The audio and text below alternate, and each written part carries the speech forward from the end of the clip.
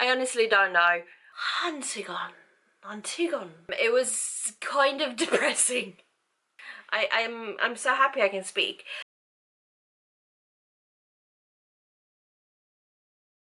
When Among Crows, I have questions. Most, like, the biggest question is, what even was this?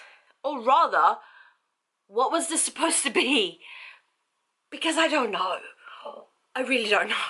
I want to say it's like a Polish folklore retelling, but set in like modern day-ish Chicago.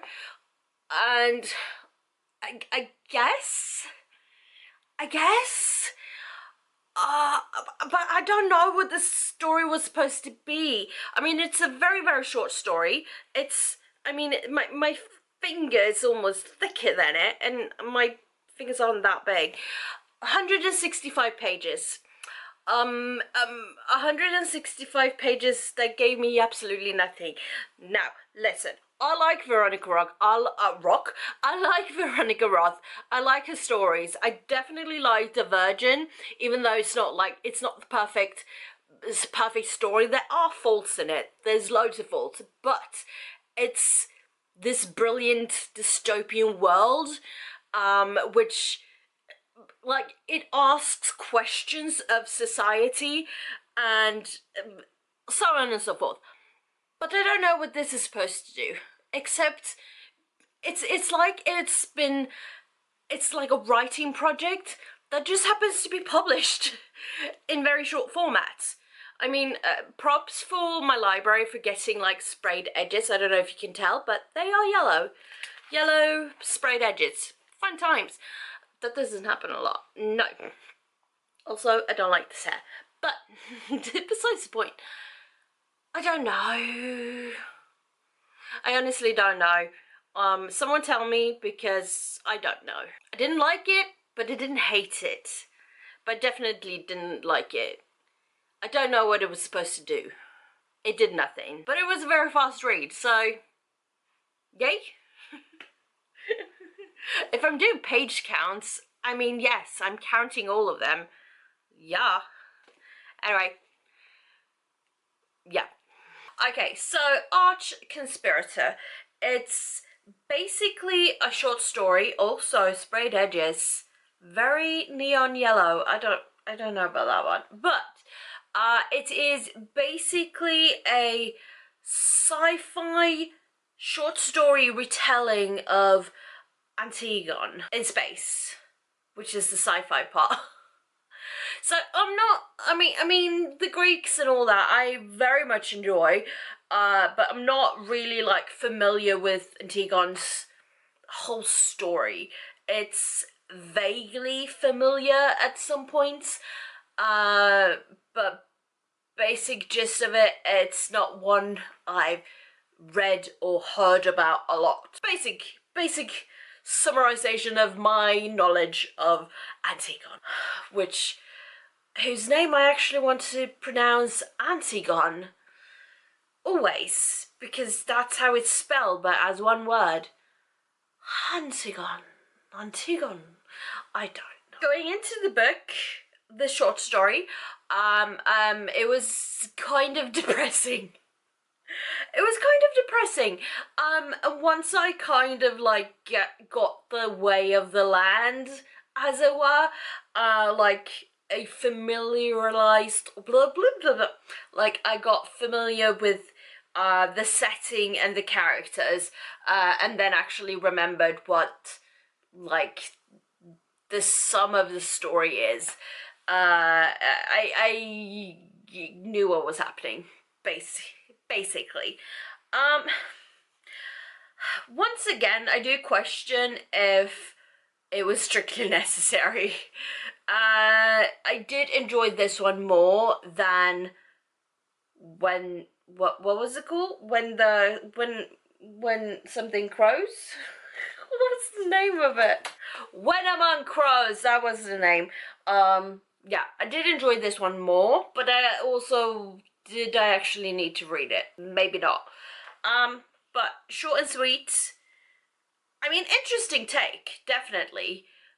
It's being set in space and all. So the basic setting is very like ancient Greek, but it's in space. Meh.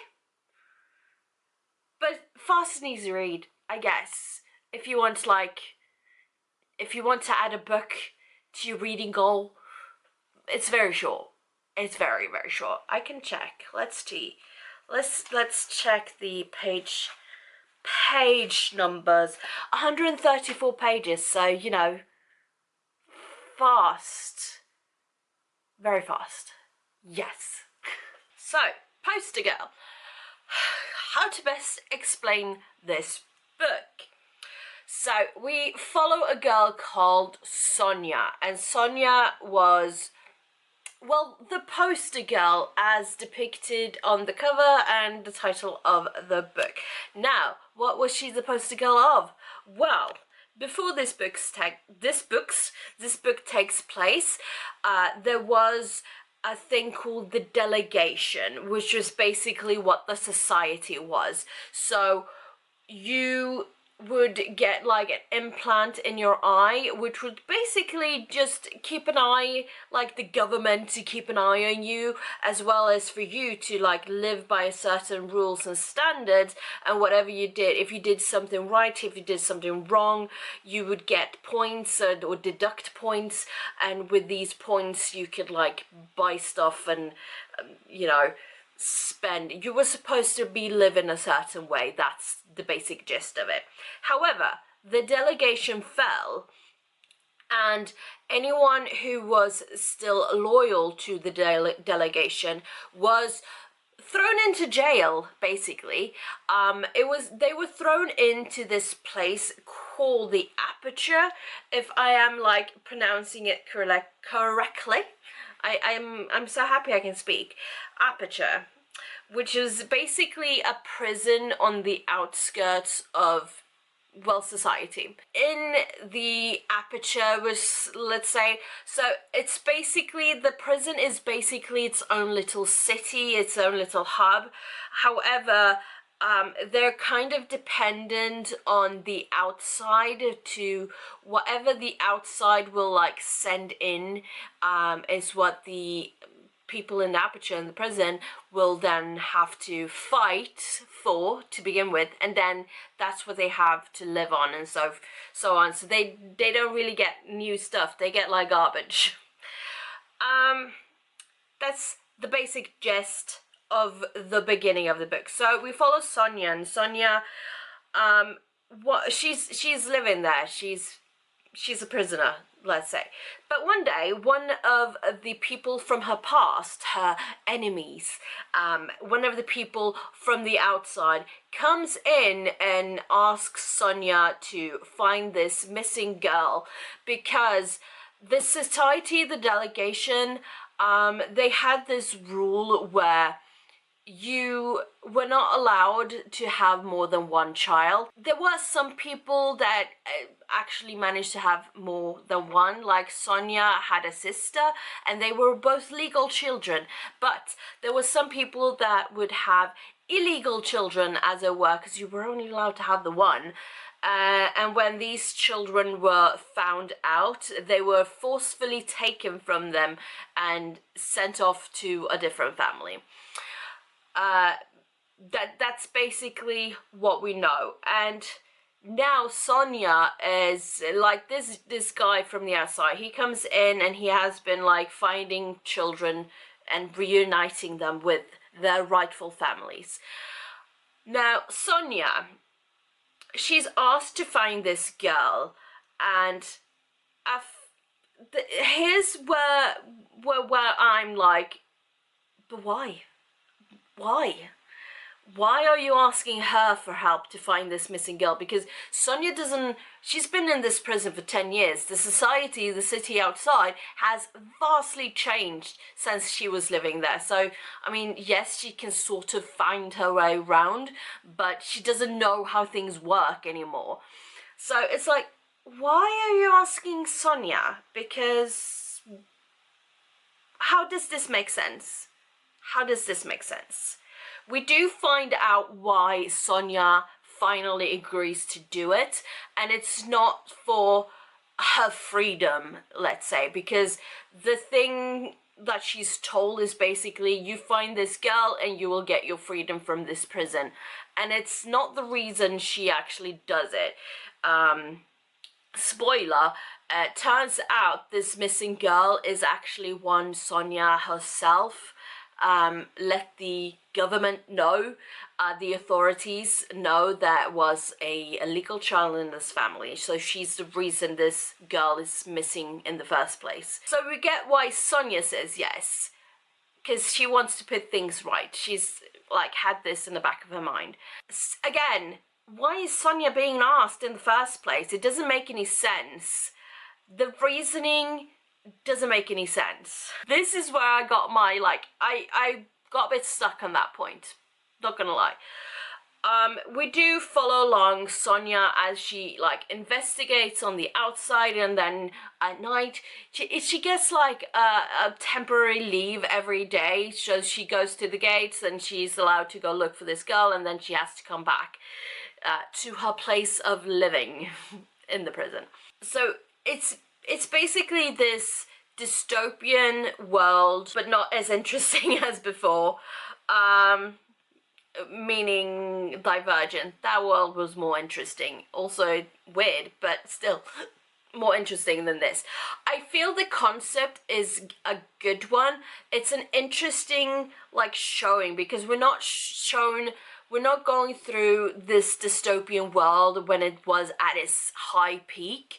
We're going we're here for the aftermath of the delegation, the dystopian world that we're now living in. And it's still dystopian. It's still not, it's still weird. It's still weird. But it's a world. It's an interesting concept, I find, but I feel like we're lacking a bit with this book. Mainly, I'm stuck on the whole, why is Sonia getting asked? Because no, it still doesn't make any sense to me. Why go to her in the first place? We do find out a lot of the backstory as Sonia is investigating, trying to find this missing girl. We do find out a whole lot of the backstory. So there's like more like players involved, let's say, than we first assumed, and it's a very interesting concept. I don't think the book really gave it justice. I feel like we're missing a lot to the whole concept. So basically what I'm saying is, I think I wanted more than what this book gave, because it's not really like we have questions and answers, and the questions we get, basically, where is this missing girl, how are we going to find her, and we kind of just get handed the answers. We just go through one person to the next, and one place to the next, and we're just basically handed the answers along the way. And I may have wanted a bit more intriguing, more mystery plots to it, like instead of just a straight line, maybe we go crisscrossing around and we figure things out along the way. Maybe we go back to the first person we spoke with and get the next hint and the clue. I don't know. It's a bit of a hit and miss, I suppose. It's somewhere along, yeah. It's an easy read and all that, so I'm not mad about having read it, and I'm not questioning its existence like some other books maybe, but I think it lacked a bit for me. I think it lacked a bit, but I did like the concept of it. So there's that. There's that. Poster Girl. So those are all the books the library have Veronica Roth that I don't already own or have already read, and all of that jazz. So here is the end of this video. Have you read any of these books? Do you want to read any of these books? I don't know which one of the other I would recommend more. They're all kind of different. So yeah, that's basically it. Thank you for watching. I shall see you all next time. Until then, take care. Bye-bye.